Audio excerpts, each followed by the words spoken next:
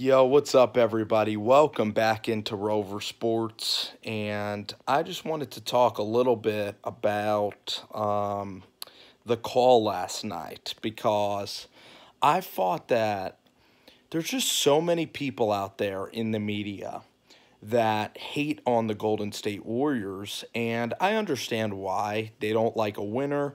They don't like guys that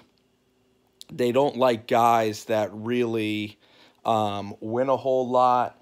I do agree with the narrative about Steph Curry. Like, I agree that Steph Curry at times can be kind of unbearable, and I agree that Steph Curry, as I'm trying to look here, I think the camera's right here. I'm trying to look into the camera a little bit, but Steph Curry at times is a guy that is sort of a showboater. And he grew up, he had a nice upbringing, he's a good, quiet kid, and then he's doing the counting, he's doing the shimmying, and all that is kind of fun, but it's also obnoxious, and it's not like Steph. And I think that kind of Draymond Green, the winning, the culture of the NBA a little bit, that kind of encourages that type of behavior, I think that's kind of turned Steph into this guy that kind of feels like he has to prove himself and kind of turn into a character that is really not, his true, modest, good guy, nice guy self. He's kind of turned into the heel. And maybe he's like that because in the NBA, when he had his dad, Del Curry, when he had, his family's always at the game, and a lot of these guys in the NBA, like, they didn't grow up the same way that Steph grew up, and Steph feels insecure about having a stable family life, and Steph Curry kind of is resorting to trying to act, kind of like an alpha guy. He's trying to act real tough all the time when really people would just appreciate Steph and they wouldn't have a problem with him if he was just going out, being quiet, doing his work, hitting some threes, relaxing, and he was just the innocent kid at Davidson instead of the heel. And that's why I think a lot of people might get turned off by Steph Curry and the Golden State Warriors. Draymond Green, in some instances, he curses. I do like the way that Draymond plays. I think that Draymond is crucial for Golden State because they are such a finesse basketball team. And everybody absolutely hates Draymond. They hate the Oracle. They hate how Draymond Green and that Oracle gets rolling. And everybody on their radio show today, they talked about Cleveland, and they would talk about Cleveland from a Cleveland Cavaliers perspective. This is where I get to my officials kind of rant for the day. So, feels good to pace. Feels good to pace through the show by drinking that water. So, when I look at the call last night, LeBron James was moving to his left. Kevin Durant was coming down the lane. Kevin Durant, he was coming down the lane, and LeBron James, he wasn't standing perfectly in Kevin's way. He got there late, and Kevin was also kind of moving towards his right. LeBron was going left, trying to meet him head-on, like a head-on collision. That's how you get a charge, but it wasn't that way. LeBron's left leg was impeding on Kevin's space. He didn't square up Kevin Durant. When you do a charge, you have to square them up. It needs to be body to body. You need to be perfectly square and you need to be perfectly in the path that the driver is going down. And Kevin Durant grazed LeBron James, and LeBron James slid into him late, and he was still sliding left as the charge was approaching. So first off, let's get it clear that the call of a blocking foul was absolutely correct in my eyes. And, I followed the game of basketball and know about the charge call. The call was a block. LeBron James was not set. He was moving. It was not a square head-on collision where both guys where Kevin was going right directly at James. Kevin Durant was located to James's left, and James was sliding to where Kevin Durant was going, and he was sliding during the charge, so he wasn't perfectly still, wasn't perfectly set at all. He was in a defensive position, but he was sliding, and it was not a head-on thing where Kevin's, going one direction and LeBron's literally waiting for him and Kevin doesn't see him, because that's what an offensive player will do. An offensive player will be reckless. An offensive player will be going so fast that the defensive guy can slide right in underneath them and pick up a charge. Usually guys that are out of control commit a lot of turnovers based on the offensive fouls, and Durant knew where he was going, had a clear path to the lane. LeBron got there late, tried to, get in there, sell the charge call. Now, here's where it gets controversial, all right? Here's where it gets controversial. The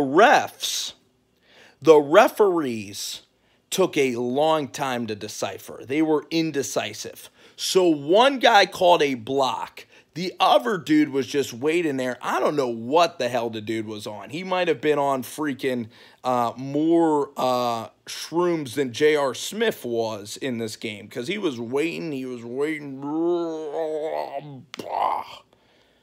Gave a charge, but he called what in the NBA a lot of people call a blarge, or in basketball, where he literally was so damn indecisive he couldn't make up his damn mind, and then he's like, okay, charge. So now you have a 1-1 tie. Usually the officials are unanimous. Usually you trust an official to make a call.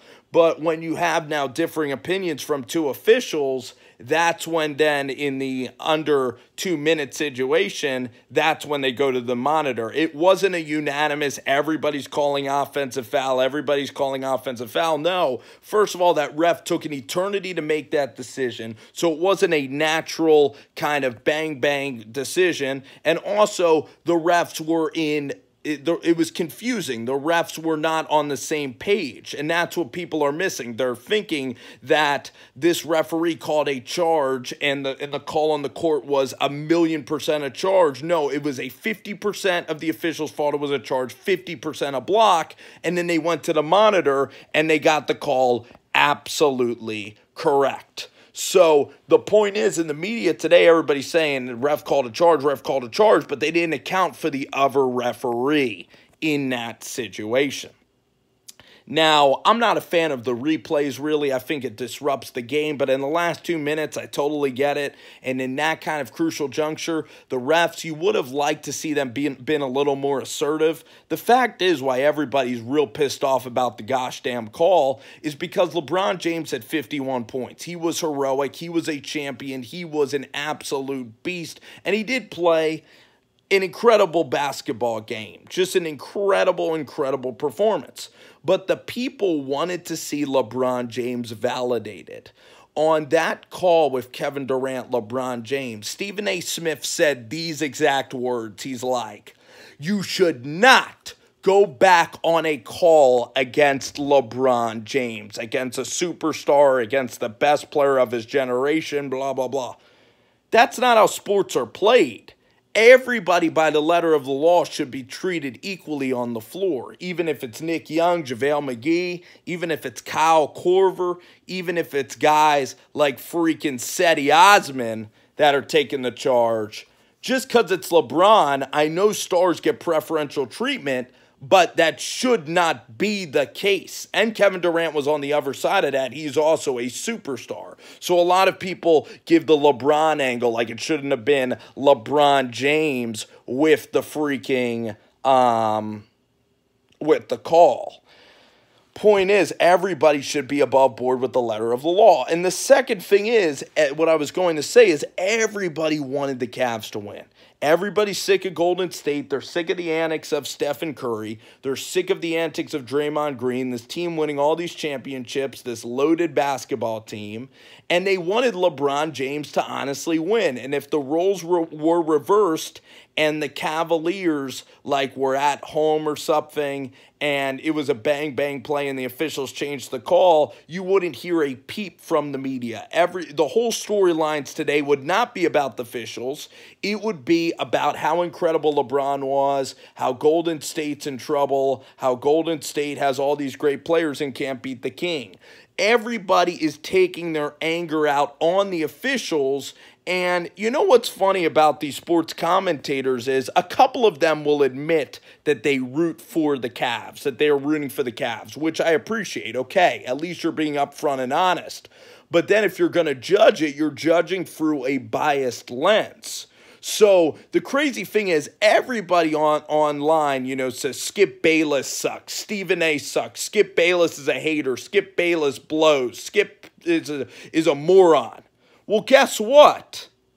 Skip Bayless is the same as Nick Wright, as Nick Baugh, as all these other guys that I'm listening to talk about this game and complain about the officials because they either don't admit that they're rooting for the Cavaliers, so they're trying to be unbiased when really they're being biased, and then they shit on Skip Bayless for being a homer when they are in fact being homers. So Skip Bayless gets all this shit. Stephen A gets all this shit for being homers, for having biases, when really everybody has biases. And the best I like sportscasters that are able to still ignore their biases and admit what is the right call and what isn't the right call. But since everybody's rooting for Cleveland, some sportscasters, the most annoying ones, will say, I'm not biased. I'm not biased at all. And then they'll say the refs got